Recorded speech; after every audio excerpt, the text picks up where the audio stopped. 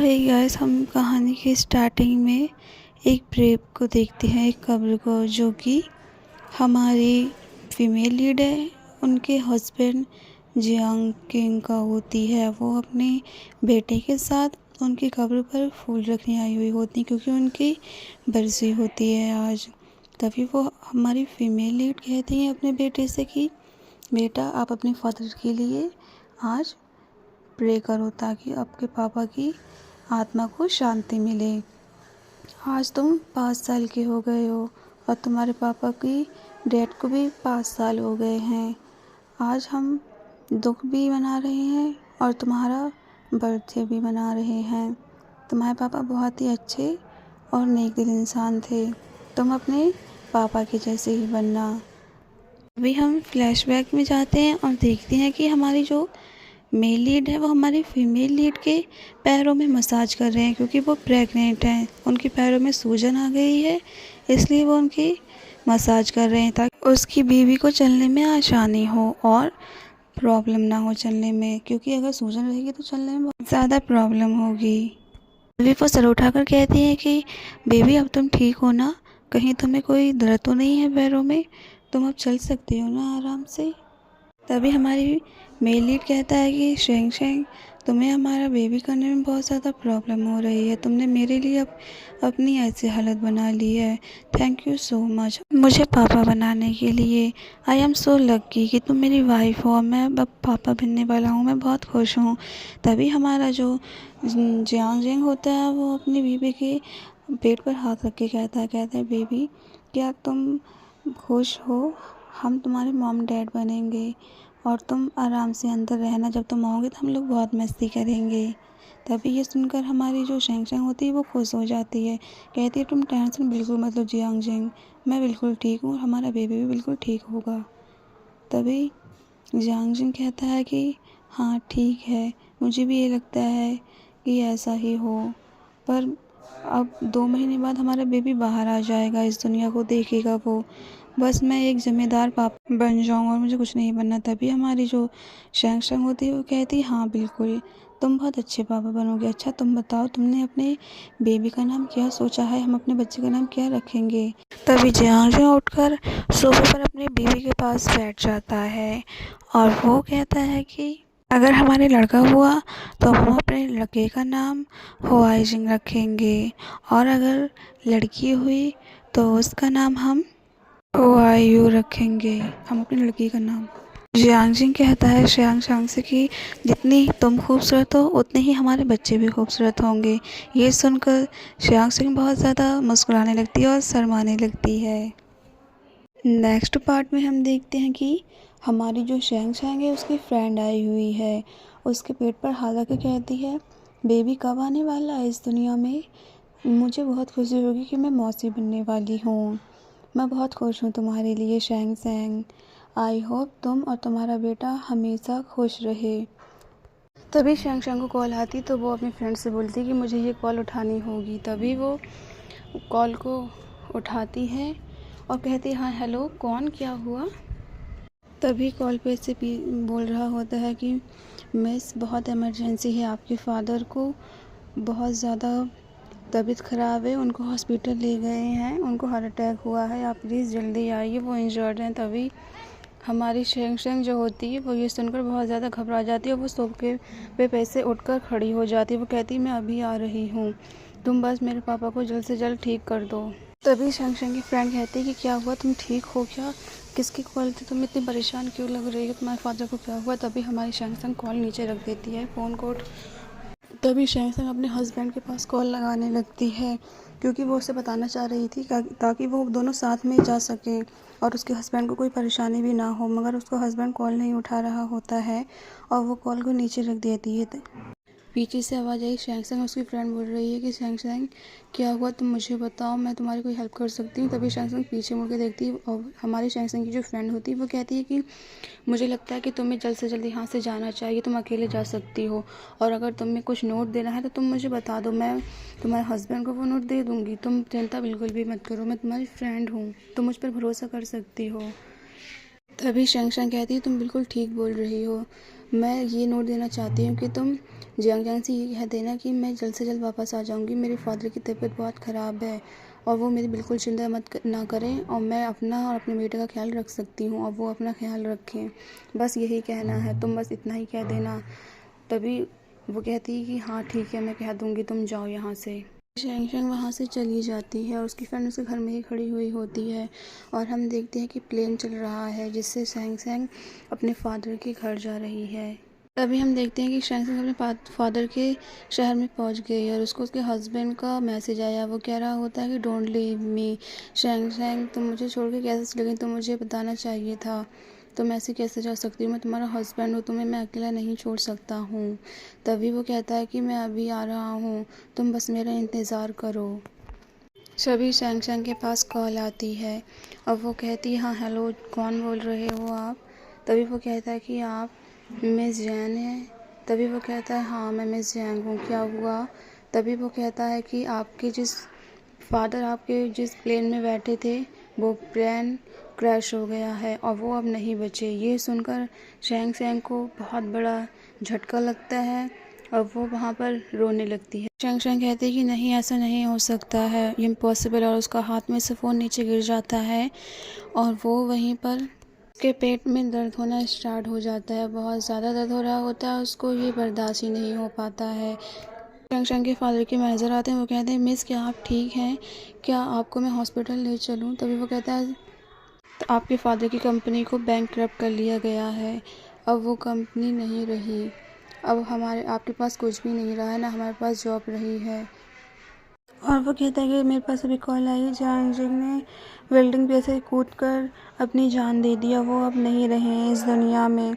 तभी वो ये सुनकर और भी ज़्यादा डिप्रेशन में चली जाती है और उसकी आंखों के सामने अंधेरा आने लगता है। वो वहीं पर बेहोश होकर नीचे गिर जाती है। पार्ट में हम देखते हैं कि प्रेजेंट में अब वो अपने हस्बैंड की कब्र पर आकर फूल डालने के लिए आई है और वो और उसका बेटा घर पे आकर वाइट कलर के फ्लावर का बुके रख जाते हैं और वो अपने हस्बैंड की कब्र पर लगे फ़ोटो को देखकर कहती है कि 5 साल हो चुके हैं तुम्हें इस दुनिया से गए हुए, मैंने अकेली कैसे की ज़िंदगी काटी मैं ही जानती हूँ इस बच्चे के साथ, मुझे बहुत याद आती है तुम्हारी, पर मैं अब क्या कर सकती हूँ इसमें, तुम तो मुझे इस दुनिया से छोड़ के अकेले चले गए, मैं बहुत ज़्यादा अकेली पड़ गई हूँ तुम्हारे बिना, प्लीज़ तुम मेरे पास आ जाओ, मैं तुम्हारे बिना नहीं रह सकती हूँ।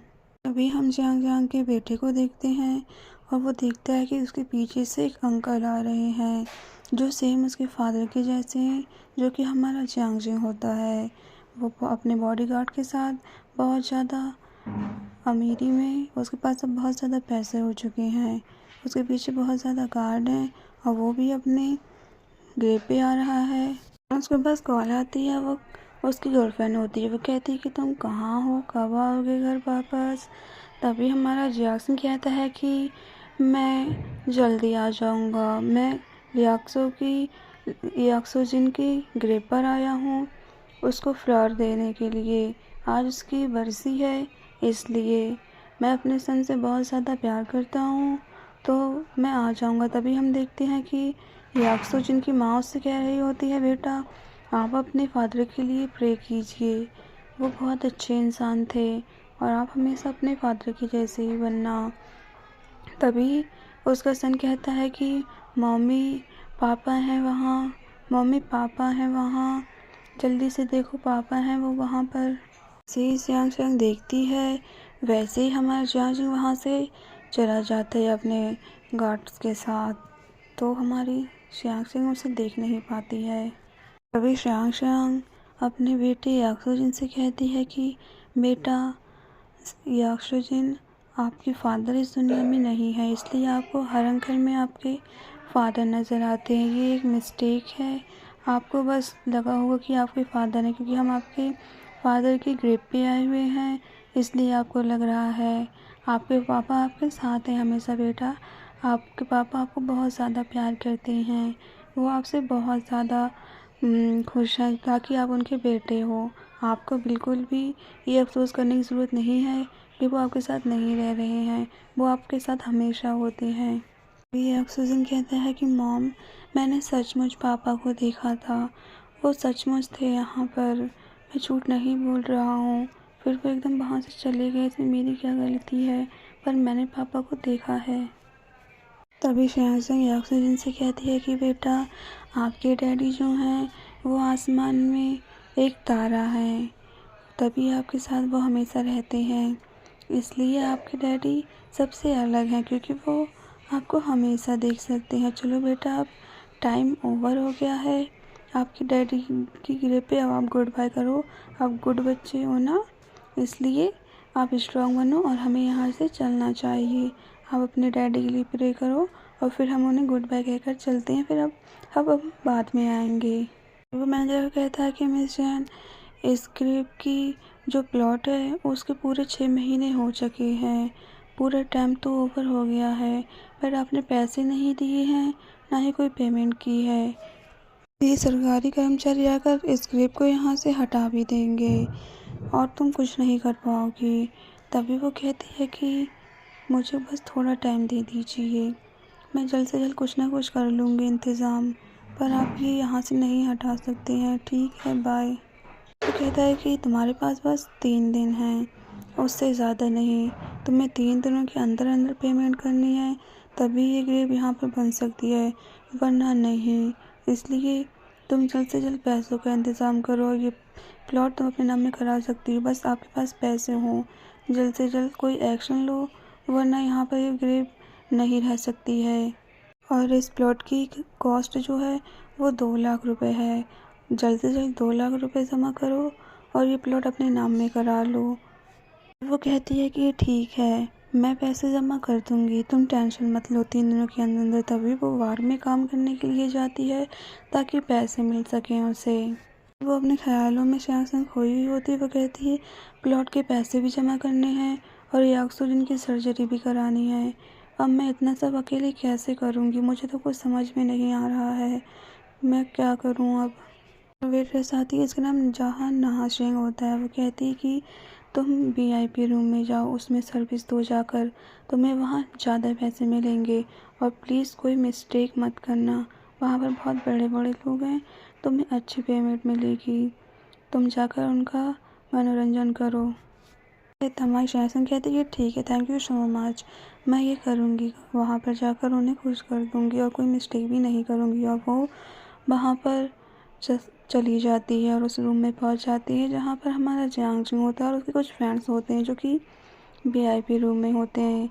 जियांग जिंग शॉट ले रहा होता है, तो जियांग जिंग के पास कॉल आता है और वो कहता है कि सर, आपने जो मुझे फ़ोटो दी थी, मैंने उसकी सारी डिटेल आपको दे दी है, आप अपना चेक कर लीजिए फ़ोन। तभी वो फ़ोन देख रहा होता है, उसकी नज़र ऊपर जाती है सामने डोर पर।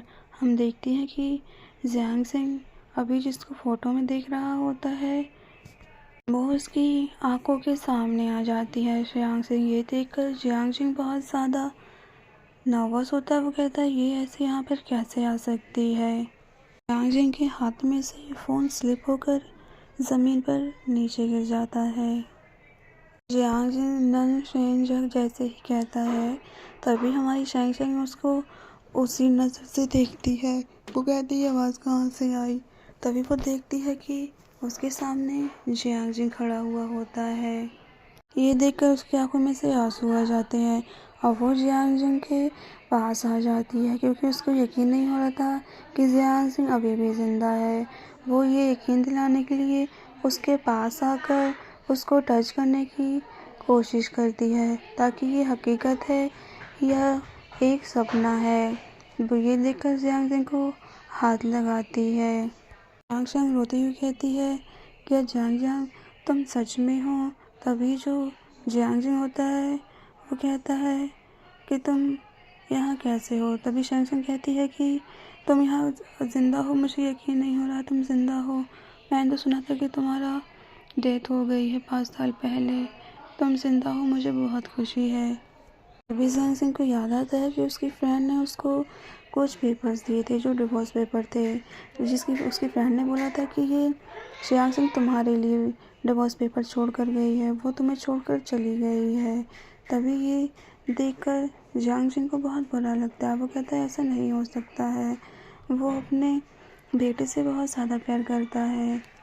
फ्रेंड कहती है कि वो इसलिए चली गई, उसने कहा कि उसका हस्बैंड गरीब है और वो उसके साथ नहीं रह सकती है। तभी वो कहता है नहीं, ऐसा नहीं हो सकता है, वो मुझे छोड़कर नहीं जा सकती है, मैं अभी के अभी उसके पीछे जाऊंगा और उसको मैं अभी के अभी अपने साथ लेकर आऊँगा। ये इम्पॉसिबल है, वो मुझे ऐसे धोखा नहीं दे सकती है, वो मेरे बच्चे की माँ बनने वाली है। जैसे ही वो जाता है उसको रोकने के लिए, तभी उसके सामने से एक कार आ रही होती है, जिससे उसका सामने आकर एक्सीडेंट हो जाता है और वो वहीं पर बेहोश होकर नीचे गिर जाता है। सिंह के मुंह में से खून निकल रहा होता है, वो बहुत ज़्यादा ज़ख्मी हो जाता है और वो वहीं पर ज़मीन पर गिर जाता है। तभी जियांग सिंह को सब कुछ याद आ जाता है, तो वो गुस्से में आकर उसका हाथ को पीछे फेंक देता है और टाइटली पकड़ लेता है। वो कहता है कि तुम एक धोखेबाज हो, तुमने मुझे गरीबी के लिए छोड़ा था और अब तुम आकर मुझे ये पूछ रहे कि मैं ज़िंदा हूँ या मर गया। तुम्हें शर्म नहीं आती? तुम जैसी लड़कियों को यहाँ पर होना ही नहीं चाहिए। तभी वो गुस्से में आकर हमारी शैंग शैंग का गला पकड़ लेता है। वो कहता है देखो मुझे, तुम्हें कैसा लगा मुझे अमीर देखकर? तो मैं तुम्हें बिल्कुल भी पसंद नहीं करता हूँ, तुम्हारी जैसी लड़कियों को मैं मार देना चाहता हूँ। तुमने मुझे मेरा बेटा छीन लिया, तुम्हें जीने का कोई हक नहीं है, मैं तुम्हें मार दूँगा। वो कहती है ऐसा सच नहीं है, मैं तुम्हारे बिना कैसे जी हूँ मुझे ही पता है, तुम मेरे साथ ऐसा क्यों कर रहे हो? तो वो गुस्से में आकर उसको पीछे धक्का दे देता है और वो फर्श पर जाकर नीचे गिर जाती है। उसका फ्रेंड आकर कहता है कि तुम उठो और यहाँ आकर हम सबको ड्रिंक सर्व करो, और तुम यहाँ नीचे ज़मीन पर पड़ी हुई क्यों हो? तुम इसलिए आई हो ताकि ज़मीन पर लेटी रहो? चुपचाप आकर हमें ड्रिंक सर्व करो। तभी श्रेयांश सिंह उठती है और उन लोगों को ड्रिंक सर्व करने लगती है। उसके फ्रेंड अपने ग्लास पर हाथ रख देता है। ये देखकर श्रेयांश सिंह बहुत ज़्यादा कन्फ्यूज़ हो जाती है। वो कहती है कि अभी तो ये बोल रहा था कि ड्रिंक करो, अभी ऐसा क्यों कर रहा है? तभी वो कहता है कि तुम घुटनों के बल बैठकर हमें ड्रिंक सर्व करो, ना कि ऐसे खड़े होकर, समझी तुम?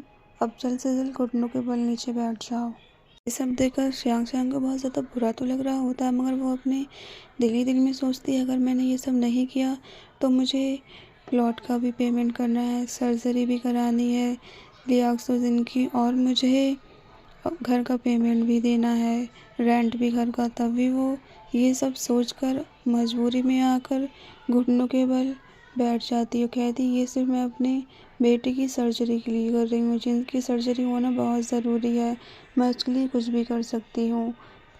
श्रेयांश सिंह घुटनों के बल बैठ जाती है और वो सर्व करने लगती, तभी वो कहता है इनफ, अब वो गिलास को तोड़ देता है। ये सब देखकर हमारी श्रेयांश सिंह बहुत ज़्यादा घबरा जाती है। श्रेयांश सिंह कहती है कि जियांग सिंह तुम ठीक हो ना, तुम अपने साथ ऐसे नहीं कर सकते, तुम्हें जो सजा देना है तुम मुझे दो, तुम खुद को तकलीफ़ क्यों पहुंचा रही हो? मैं नहीं चाहती हूँ कि मेरी वजह से तुम्हें कोई तकलीफ़ पहुंचे, थोड़ी सी भी खरोच आए। और वो रोने लगती है। तभी जियांग सिंह श्रेयांग सिंह के फेस को ऊपर करता है। वो कहता है तुम इस चिंता में मत रहो कि मैंने तुम्हारे लिए एक गिलास तोड़ा है या मैं तुम्हारी वजह से खुद को तकलीफ़ पहुंचाऊंगा।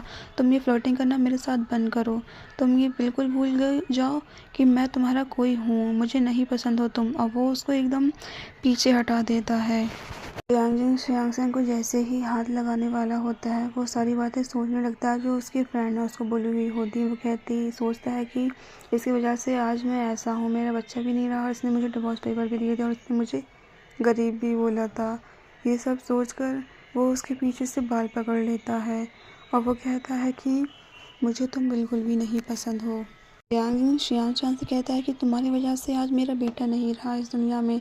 तभी वो कहती है क्या तुम्हारा बच्चा?